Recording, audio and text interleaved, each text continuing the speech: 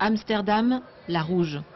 Depuis une semaine, les filles des vitrines sont officiellement des travailleuses du sexe. Les maisons closes, des entreprises comme les autres, redevables des mêmes taxes et soumises à la même législation du travail.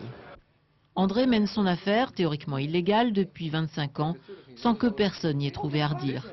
Pour lui, la nouvelle législation va surtout permettre de faire un peu de ménage. Nous avons toujours travaillé correctement avec le fisc, nous l'avons toujours laissé faire ses contrôles, donc pour nous il n'y a pas de problème. Mais beaucoup d'exploitants n'ont jamais travaillé de façon acceptable.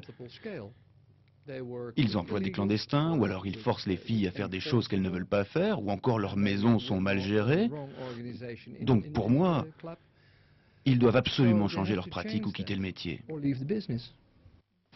Kim travaille à son compte dans l'établissement. À chaque fois qu'elle monte, André touche 270 francs de location pour la chambre. Le reste, c'est elle qui gère, difficilement depuis la nouvelle loi.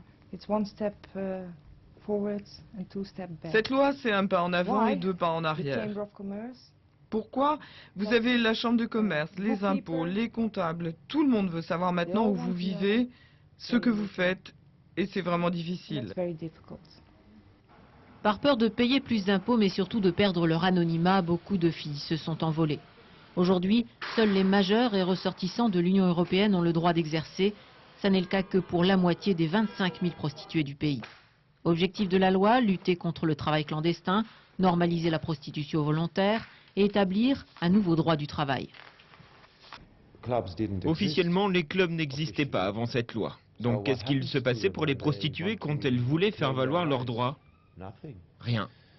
En plus, elles avaient peur de s'exprimer, mais depuis qu'elles savent qu'un syndicat, le FNV, a décidé de les défendre, elles peuvent aller le voir et dire « Je suis une prostituée, quels sont mes droits ?» Et là, elles seront écoutées. Ça, c'est un grand changement.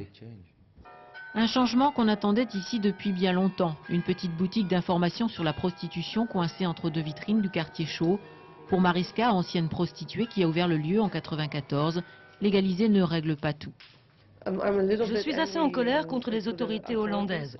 Elles ont changé la loi, d'accord, mais c'est tout ce qu'elles ont fait. On ne s'est pas préoccupé d'informer les prostituées ou la société. Tout le monde reconnaît que c'est une profession légale, mais comme c'est encore mal vu d'être prostituée, personne n'accepte de les intégrer vraiment.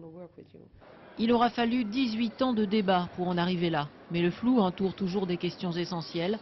Quelle couverture sociale? Quel système de retraite? Les ministères concernés n'ont encore rien prévu pour intégrer dans leur compte le plus vieux métier du monde.